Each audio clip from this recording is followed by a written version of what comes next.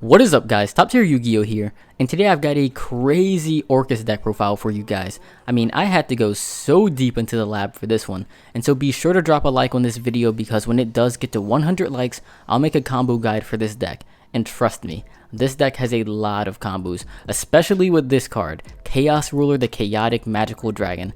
This is one of my new favorite cards out of Rise of the Duelist, and in this deck in particular, being able to excavate the top 5 cards from your deck to the grave and then add one to your hand is wild. I mean, you can make plays like dumping Nightmare to the grave, add Girsu to your hand, normal summon Girsu, and then full combo from there.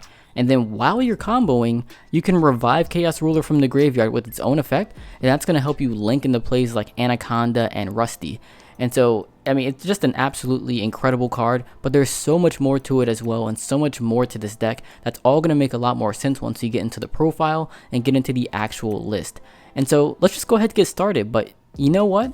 Let's actually start with the extra deck because this is not going to be your standard Orcust extra deck anyways. It is going to contextualize a lot of the main deck choices as well, and so let's just start here while we're already talking about it. Once again, we're actually going to be starting with the extra deck, and for that, you guys have already seen this one. So, one copy of Chaos Ruler, the Chaotic Magical Dragon. Again, just an absolutely insane card in this deck, but we're going to get more into this card later. It's very, very important. Next, we also have one Borload Savage Dragon, and then one copy of Martial Metal Marcher to round out the rest of the synchros. Most Orcust decks don't really play synchro monsters, but in this build, we are playing a few other engines that allow us to facilitate synchro summons a little more easily, and so these are the ones that I felt we can abuse the best. They're all very, very good, and we're going to talk more about this later for sure, but these are the synchro monsters. Then for the Orcust Engine, we're playing a very small Orcust extra deck lineup, very, very small, only one copy of Galatea and then one copy of Dingirsu. I would like to play more, but the extra deck space is very, very tight, and ultimately I felt that this format is so fast that you don't really grind as much as you used to. Like, grinding in the current format is maybe like 2 or 3 turns, not like 5 or 6 like it used to be back in like 2018, 2019. And so it feels to me as if you really just need to get your engine going and get your combos and plays going. And then from there, this deck can use cards like Symbol Skeletons to revive them back from the graveyard. And so I felt that it was more important to diversify what we can do in the early game than to optimize for the late game. And so we are only playing one copy of Galatea and one copy of Ding. We can always get infinite access to them with symbols, but yeah, this is good enough for now. But that's it for the Orcust lineup. Then we also have one copy of Rusty, one VFD, one Anaconda, one Dragoon.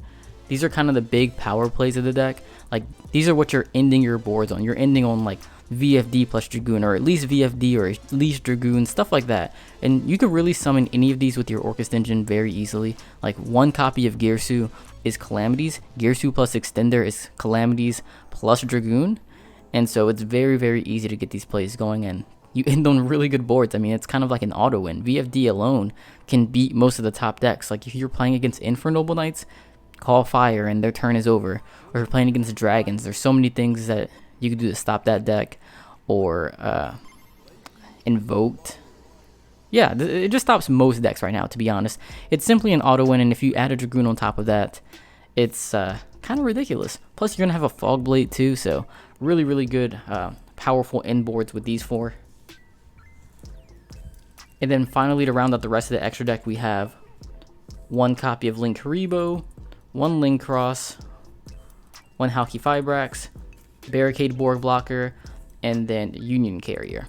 Carrier is really unique in this deck because we're not buster locking our opponents like Dragon Link does with Union Carrier, but rather we can use Union Carrier to get to our other Orcust cards and then link those monsters away or synchro them away to get them in the graveyard and then use their graveyard effects. And so Union Carrier is kind of an engine piece in this deck. So that's pretty cool. Obviously, Needle Fiber can summon Brass Bombard out the deck, so that's kind of an engine piece as well. Barricade Borg Blocker can get things from your hand to the grave, as well as add certain cards back from grave to hand as well. So the full Barricade effect is good. So these are the last few cards to round out the extra deck. There's only one final card, and that is a Striker Dragon, which is definitely not normally in Orcust decks, but once again, we're going to talk about this later when we get into one of the engines that we're playing. So that's it for the extra deck. Let's go ahead and move on to the main deck. So for the main deck, starting with the Orcust Engine, we have 3 copies of Girsu. Like I said before, Girsu is a 1 card Rusty plus Calamities, so that's pretty ridiculous. So obviously we're going to max out on that as you do in any Orcust deck. But with that, we're also playing 2 copies of Symbol Skeletons and then 2 copies of Nightmare. This is a little different from a lot of other Orcust builds. I've been kind of playing around with the ratios. And the interesting thing now without Jet Synchron is that Nightmare isn't that good in your hand. Like, there really isn't a way to get it out of your hand unless you're using Needle Fiber to summon Brass, or you're going into Barricade Blocker to discard it. And both of those do come up relatively often, but I felt that it was best to not build our deck around those type of scenarios, because those are both things that happen late into combos. So if your Needle Fiber gets stopped, which will happen, or if you get stopped before you can make Barricade Blocker, then you don't want to be stuck with a Nightmare in your hand. And so I felt it was better to kind of cut it down to 3, and I can even see myself going down to 1 even, because once you get that 1 in rotation, you don't really need the others. And so that's definitely something to think about. Symbol Skeleton's also a card I'm thinking about bumping up, because I do want to see Orcust monsters, but at the same time, I don't want to have them dead in my hand like Nightmare is. It's fine to just normal summon Orcust monsters, especially with some of the extenders we play. It's actually better to just have something you can normal summon than something you can't get out of your hand that maybe has a better effect, which Nightmare does. But these are the main Orcust monsters we play. After that, we do have 1 copy of Brass Bombard, 1 copy of Wand, 1 Gizmek, which is not an Orcust monster, but it might as well be, and then 1 Armageddon Knight, which again is not an Orcust monster, but it might as well be. It's like discount Girsu. But nonetheless, I am not playing Scrap Recycler or Dark Greffer. Dark Greffer I know is a common choice, but I felt that in this deck, it's almost like a worse Armageddon Knight, because you're not, to send something you have to dump something from your hand to grave, but I'd rather not have cards that I can't get out of my hand, if that makes any sense. Like, rather than playing more copies of cards like Nightmare and Wand, which are bad in your hand, but then Greffer to get them out of your hand, I thought it was better to just play less cards that are bad in hand, you know? So, I didn't like Greffer very much at all. Wand, I didn't like 2 copies of that for very similar reasons. Like, it's a brick that's only good if you send another brick from your deck to the grave. So Wand is only good if you send another Wand from deck to grave. Other than that, you really don't want to draw it. And so I just cut it to 1. And even then, I almost wanted to cut it from the deck entirely, but it does come up when Nightmare is like your only play. And so you kind of want to have it in your deck for those scenarios, because it's the only card that you can dump with Nightmare that guarantees another summon.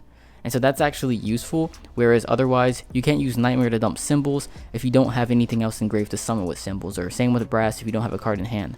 But Wand is something that, you know, works in very dire situations. So I did want to play at least 1, let's see, and then yeah, Scrap Recycler.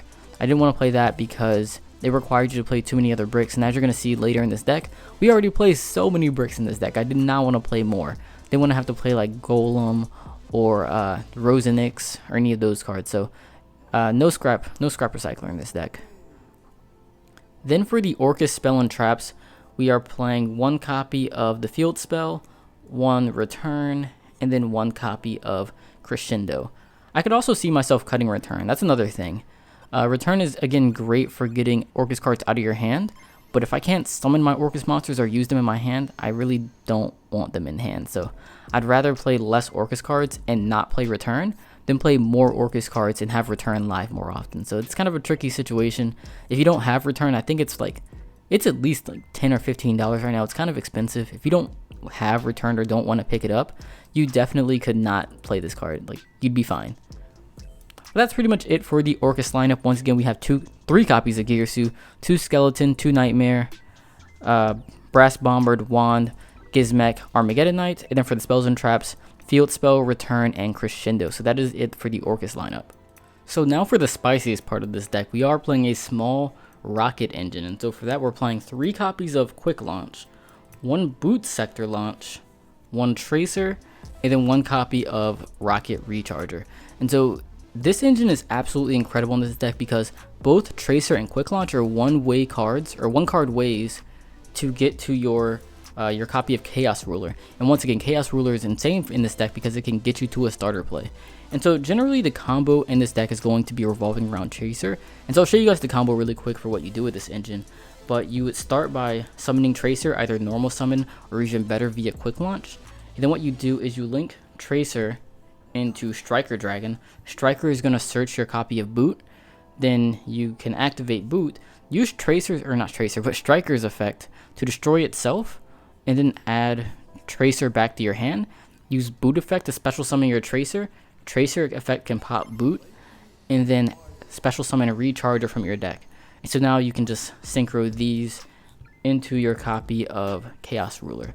And so Quick Launch or Tracer are 1-card ways to get to Chaos Ruler, which once again is incredible, but it can also get you to your Savage Dragon, or it can be used to go into any other of your plays. Like it could be an Anaconda or anything else. Like there's so many things that you can do with this engine, and that's why I love it so much. It's just incredibly dynamic.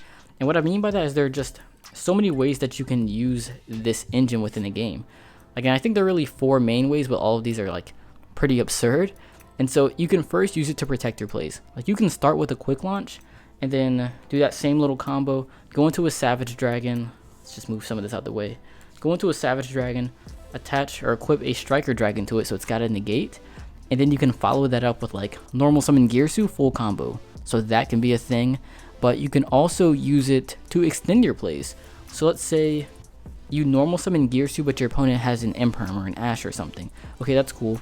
Activate Quick Launch, summon out a Tracer, and then from here you can kind of choose how you want to play it. Like you could, this is a tuner, so you could go into a Needle Fiber, that's a combo, or you could synchro these away, Tracer effect, and do the whole rocket play. You could do that.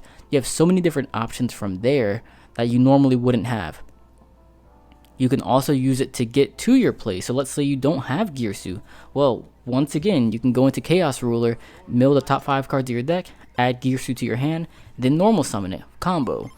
Or it can actually be the play. Like sometimes Quick Launch into Tracer can get you to a Needle Fiber, which once again is combo. And so it's like Quick Launch can be Savage to protect your other plays, or it can be an extender, or it can get you to your play, so it's like a consistency card, or it can actually be your main play of that turn.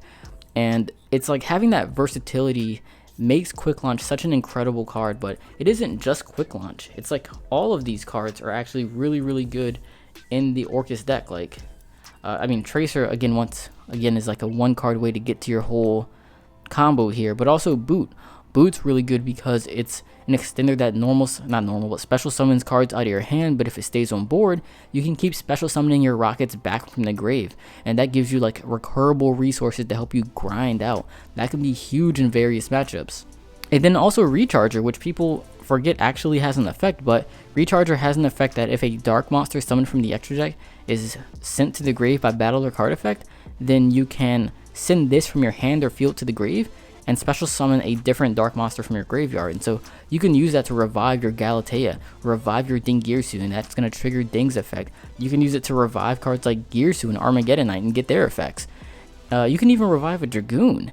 And so there's so many really cool things you can actually do with Recharger that makes all 3 of these cards a lot less of the bricks that they seem to be. They're all actually very good cards. Like this is 6 good cards that you can add to your deck that can just do so many different things, play so many different roles, and are a huge part of how this particular deck functions. So I think you guys are actually going to really enjoy it, but that's pretty much it for the Rokket Engine.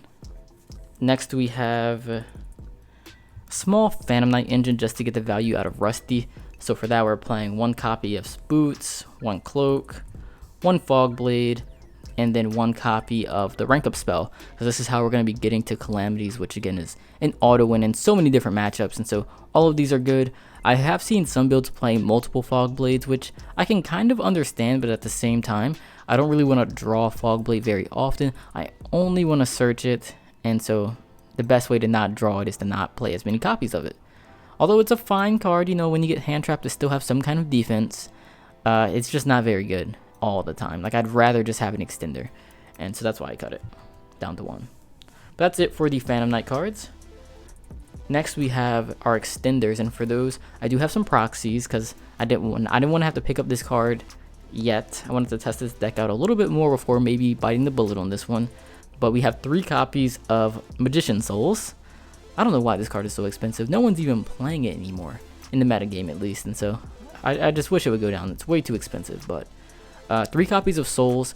And Souls is really good in this deck because it is a level 1 extender that can also draw you into your engine. So it's kind of a consistency card, but at the same time, it being a level 1 extender is relevant because it allows you to go into Link Haribo, which means you can use your Link Cross tokens a little bit more freely. And so that's very, very valuable. It's also dark, which means you can get it off of your Chaos Ruler. So that's good. Or if you're just locked into darks from Tracer or locked into darks from your Orcust cards, you're good. You can still summon your souls and, do whatever you want to do. So Souls is great in this deck. Then we also have 2 copies of Dogmatica Fleur-de-Lis.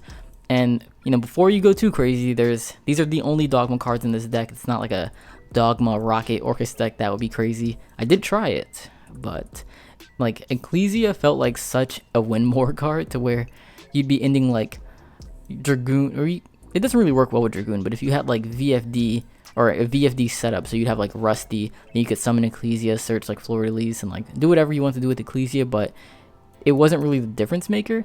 It was like the fact that you had VFD, or the fact that you had like a more impactful card. So I ended up cutting Ecclesia and just keeping the Fleur-de-Lises, but these are in the deck just because they're a light extender that is also the target for Magician Souls. And so you can dump this to the grave to summon your souls, but also if you draw it, it's a great extender. It's a light extender, so it sets up your Chaos Ruler. It's just a really good card overall. It's also big, 3,000 attack once you attack and use the effect, 2,500 defense, so you can kind of block attacks with it as well. Just an overall great addition to the deck. A lot better than using, I can't think of the other spell card that's also commonly used with Souls, the level 6 Magician with 2,000 attack, you discard the summon. That card is good too, but it being dark just isn't useful, whereas this is light, it's bigger, more useful in my opinion.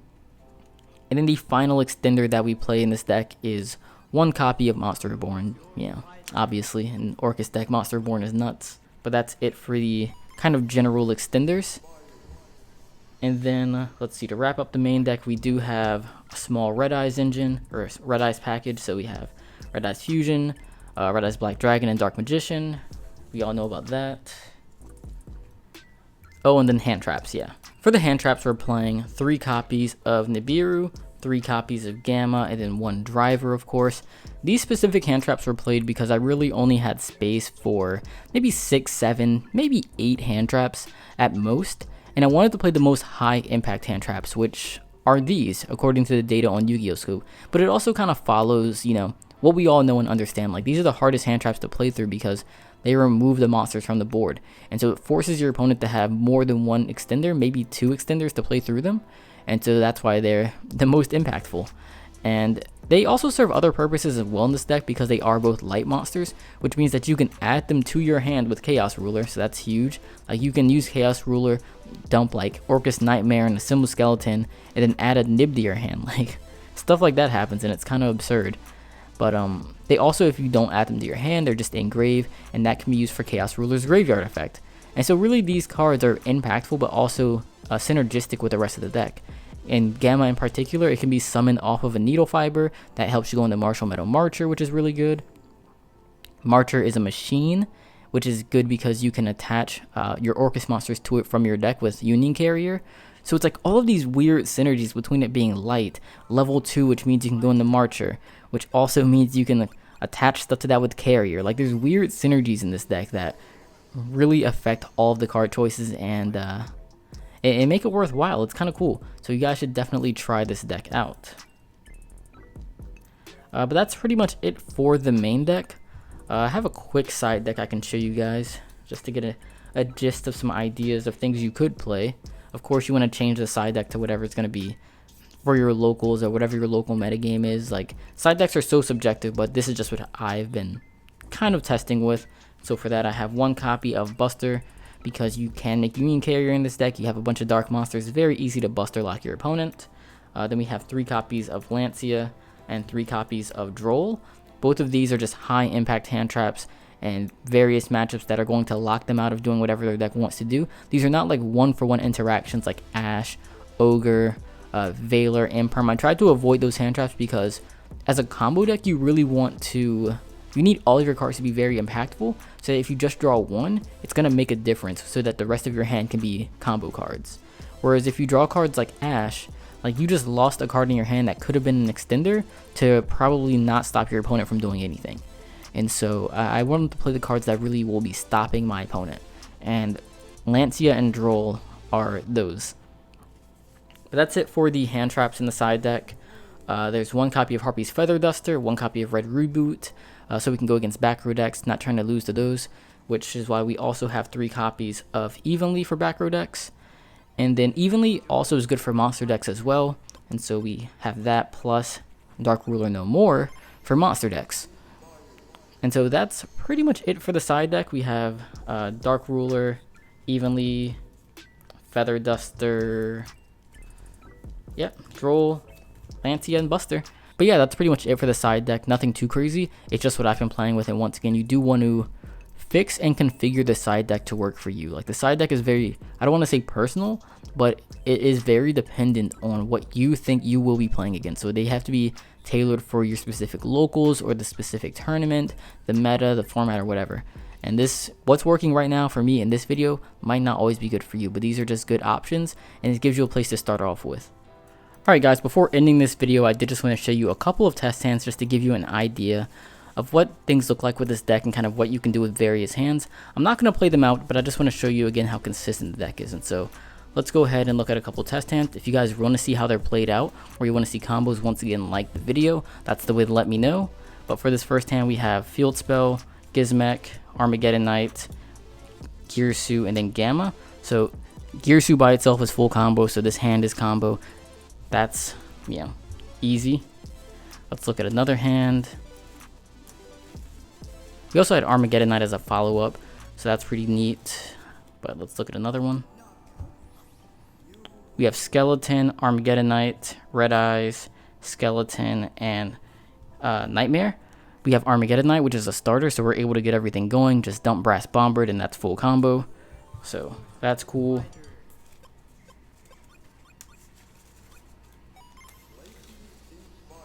Let's look at a couple more hands really quickly.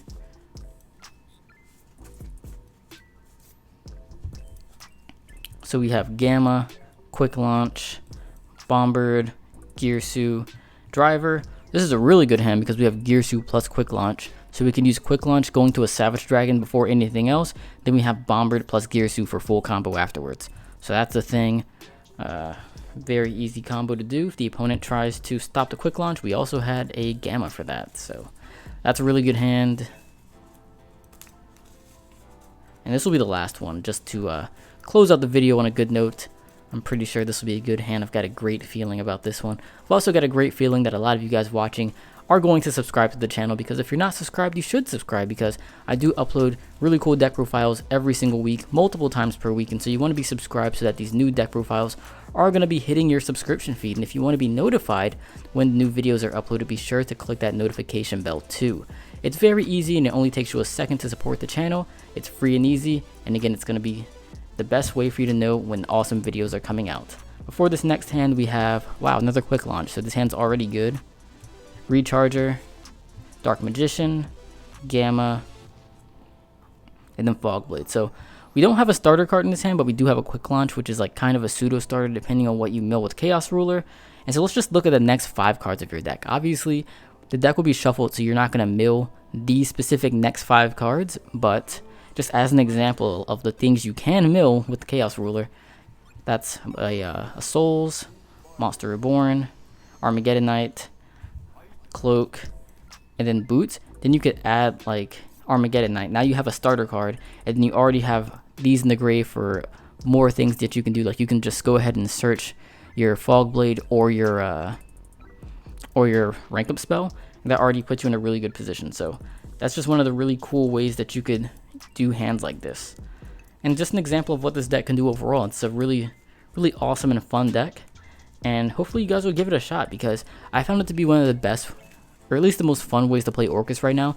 I felt that one of Orcust's big issues is the lack of extenders. And it felt like Quick Launch to me was easily the best extender that this deck could play. Not only because you can extend your plays with it, but you can also start them as well. Just like you saw in that last hand. If you didn't really have anything to do, you get Quick Launch into a Chaos Ruler, and then mill your 5, add a starter, and then go from there. Like there's so many really cool situations and combos you can do with Chaos Ruler. And so I just wanted to highlight that in this deck because it is a card that I think we can abuse very well, probably better than other decks.